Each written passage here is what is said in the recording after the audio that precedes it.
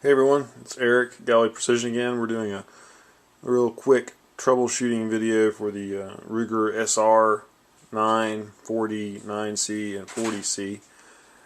Just want to touch on a couple of things that we see come up that the customers run into. Simple issues that maybe this will help you get through it if you do have a problem. First thing I want to talk about was the compact, subcompact, whatever you want to call these, the SR9c, SR40c. Sometimes these can be a little bit of a pain to get these guide rods in. This one slips in. Some of them be a little more difficult. One of the tricks to getting them in is take this and push it from the right or the left, kind of push it down, and then you can just roll it right to the center. There's no give in these. The rod is solid, where your factory one has a little bit of compression because it's plastic and with a steel insert that just slides inside. And then of course it has the springs and the sleeve and the outer spring. We didn't do that. We set this length from the factory here, so to say, I guess, at 2.392, 2.397 measured across the length. This was 2.93. So this is right on size where we try to set them. Your working length's going to be longer on your plastic one because it does collapse. These don't, so we set them for you. If you change the spring length, or spring strength rather, with one of our aftermarket spring sets, after you get this one, if you want to go from like a 16 to a 20 or a 18 to a 16 or whatever, we'll go ahead and talk about that too. The best thing to do is actually take and compress the spring back. What I generally do is I'll take a pair of vice grips and I'll just compress the spring back and hold it in place like that. And you just take something like a Bic lighter or any sort of lighter, and you're going to heat it right here. Right? Heat it right behind the retaining screw. Right? Heat it right behind there. Heat it for about 20-30 seconds, and then take you a paper towel or something, and you should be able to turn it right out. If not, you may take a pair of pliers with a paper towel wrapped around it and turn it loose, because the Loctite can set pretty tight. We use red Loctite because it will vibrate loose otherwise. So if you reassemble it, you're going to shoot for on the dial indicator about 2.392, 2.393, all the way up to 2.937, something like that. You should still be good, and you can always screw it in a little more if you need to after you get it set. Just check it before the Loctite gets cool and sets up. Anyway, that's probably the most common problem we hear about as far as the guide rods go.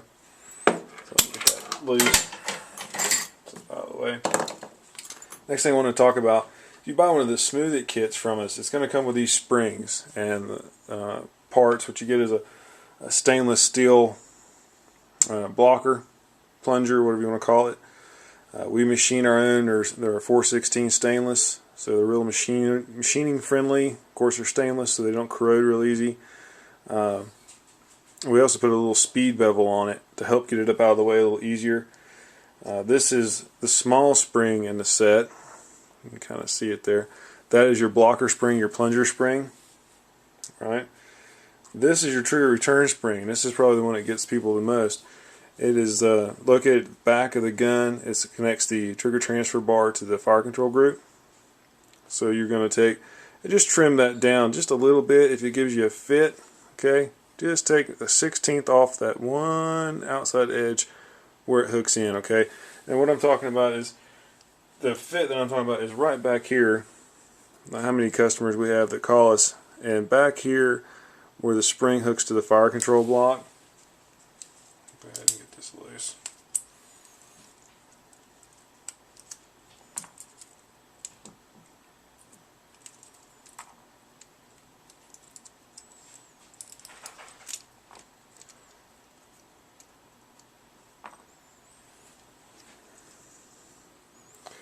Right here where it hooks on this pin. This pin, I think they put it in when it's still warm or it's cold. The pin's cold and the plastic's hot. I'm not really sure, but it's frozen in there. If you try to get it out, you'll break the fire control housing. So don't do that. When you go to hook this, you kind of take the open end of the spring. You're just going to sort of hook it and roll it up.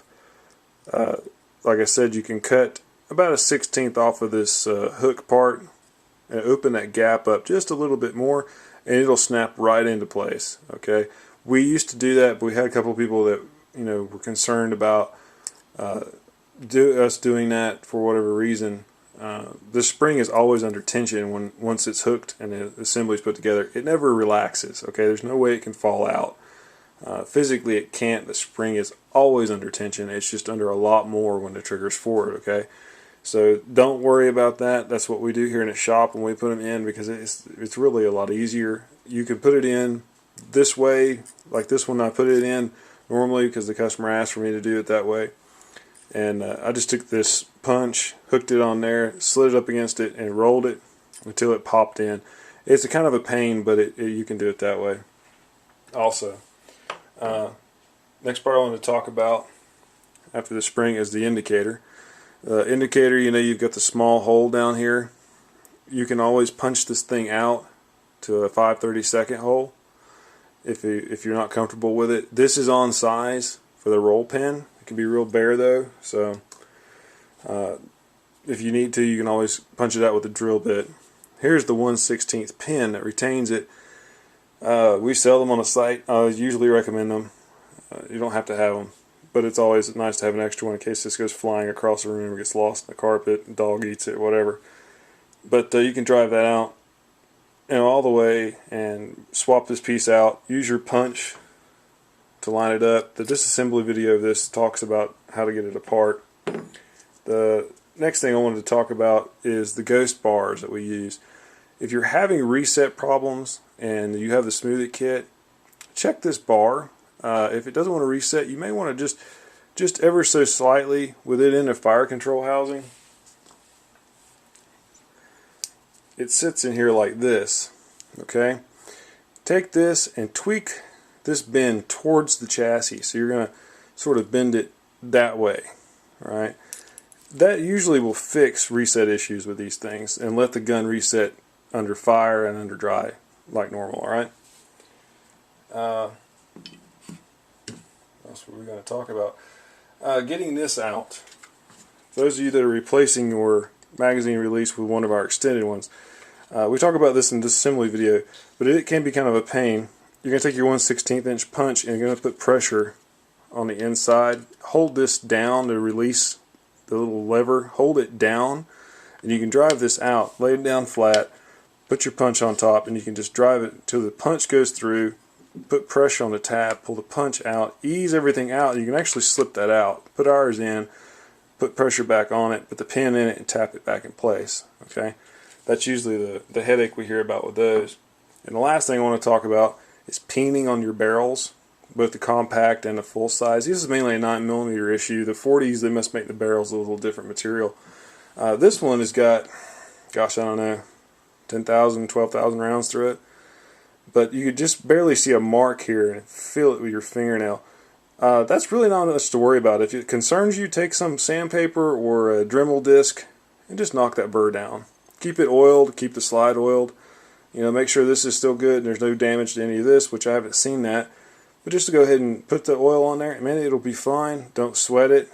I've seen them, the early models got really bad and people didn't do that and a gun would lock up on a slide. I don't think the new models have this issue, but we're going to talk about it, just mention it in case you have an older gun. This gun, the only place that's really got any peening, surprisingly, is right here where it locks in with the slide. And you can kind of just barely see it. This slide's been Cerakoted and it's got an RMR and everything on it. But anyway, this is one of their test guns. It's got a lot of rounds through it, but the slide just barely shows any marks. Put the little ear on the lockup. It's got a little bit of roll in it. I need to knock the burr off, but that's about the only thing I can say as far as the burrs go. Don't worry about it on newer guns. If you see one, just knock it off. All right, it shouldn't be an issue in the long run once you get that burr off. So anyway, as always, I hope you found that helpful, and keep shooting and have a good time with this stuff. If you have any questions, let us know. God bless. Be safe. Be accurate. We'll catch you next time.